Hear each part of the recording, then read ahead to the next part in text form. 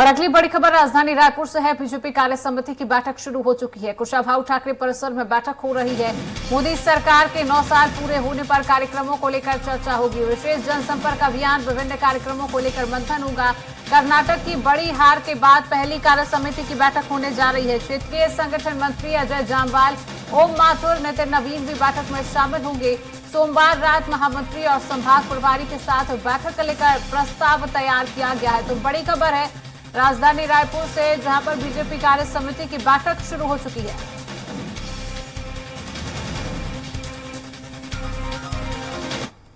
तो इसी खबर में अधिक जानकारी के लिए हमारे साथ स्वाति लाइव जुड़ चुकी है। स्वाति, बीजेपी कार्य समिति की बैठक शुरू हो चुकी है और कर्नाटक में बीजेपी की को हार मिली है, उसके बाद इस पहली बैठक का आयोजन किया गया। क्या कुछ इस बैठक को लेकर जानकारी, स्वाति? देखिए, कर्नाटक की हार के बाद बिल्कुल ये कार्य समिति की पहली बैठक है। बीजेपी जिस कदर हारी है वहां पर अब चाह रही है, क्योंकि इस साल भी यहाँ पर चुनाव होने हैं, प्रदेश के चुनाव इस साल यहाँ पर होने हैं, तो उसको लेकर ये तमाम जो बैठकों का दौर है, महत्वपूर्ण विषय वो रहेगा। चर्चा का दूसरा विषय रहेगा केंद्र सरकार के जो 9 साल पूरे हो रहे हैं उसको लेकर जनसंपर्क अभियान जो चलाने जा रही है वो।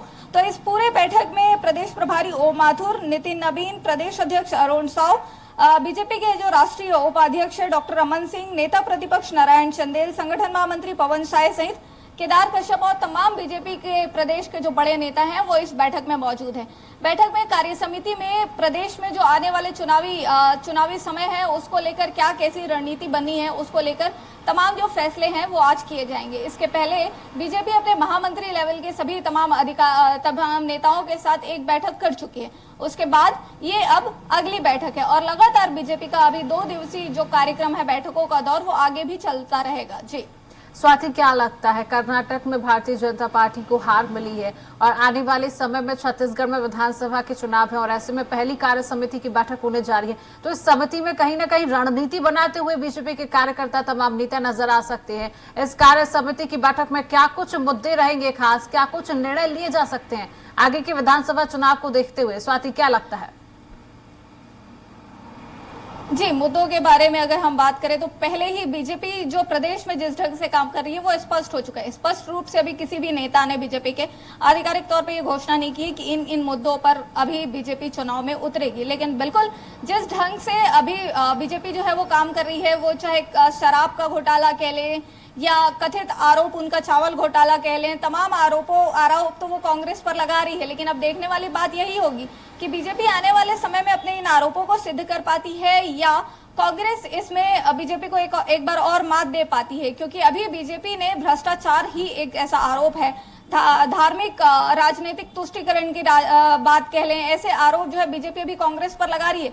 लेकिन कांग्रेस की बड़ी जीत कर्नाटक में होने के बाद क्या कुछ नई रणनीति बनाते हैं, क्योंकि धार्मिकता की बात लगातार बीजेपी करती रही है, लेकिन उसके अलावा भी उनके पास क्या मुद्दे हैं वो तो इन बैठकों के बाद ही पता चलेगा। लेकिन अभी फिलहाल इन सारे विषयों पर प्रदेश की इन तमाम बैठकों में चर्चा तो जारी है। जी, लेकिन स्वाति, बीजेपी का धार्मिक तुष्टीकरण का पहलू कर्नाटक में तो नहीं चल पाया है और बीजेपी अब लगातार मंथन कर रही है कि कर्नाटक के चुनाव में भारतीय जनता पार्टी से कहां क्या चूक रह गई है, क्योंकि आने वाले समय में भी कई राज्यों में विधानसभा के चुनाव होने में, ऐसे में भारतीय जनता पार्टी क्या कुछ तैयारियां करती हुई नजर आ सकती है, क्योंकि कांग्रेस पार्टी ने जो कर्नाटक चुनाव में लगातार मुद्दे उठाए हैं, भ्रष्टाचार का मुद्दा उठाया है, महंगाई का मुद्दा उठाया है, बेरोजगारी का मुद्दा उठाया है, तो क्या लगता है अब भारतीय जनता पार्टी आने वाले विधानसभा चुनाव में किन मुद्दों पर जनता के सामने आएगी? स्वाति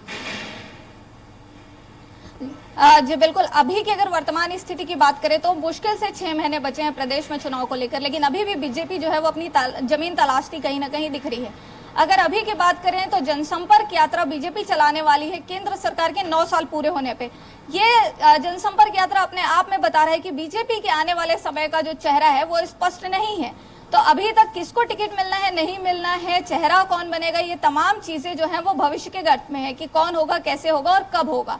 लेकिन बीजेपी अपने जनसंपर्क यात्रा के दौरान फिर से एक बार मोदी चेहरे को लेकर, मोदी फैक्टर को लेकर प्रदेश में काम करेगी, ये बिल्कुल तय हो चुका है। तो अब आगे देखने वाली बात यही होगी कि क्या वो मोदी चेहरा प्रदेश में एक बार फिर काम कर जाएगा या भूपेश बघेल जो काम कर रहे हैं उसको जनता जो है वो अपना मैंडेट देती है। तो अभी फिलहाल तो बीजेपी यहाँ पर अपनी इन मीटिंग्स के जरिए जनता के बीच पहुंचने की रणनीति बना रही है और ये तय कर रही है कि उनकी जो बची हुई कुछ जमीनें हैं, कुछ सीटें हैं, वो बची रह पाए। जी बिल्कुल स्वाति, देखने वाली बात होगी बीजेपी के ऐसे कौन से मुद्दे रहते हैं जिसको लेकर वो आम जनता के सामने निकलती। तमाम जानकारी साझा करने के लिए स्वाति बहुत बहुत शुक्रिया।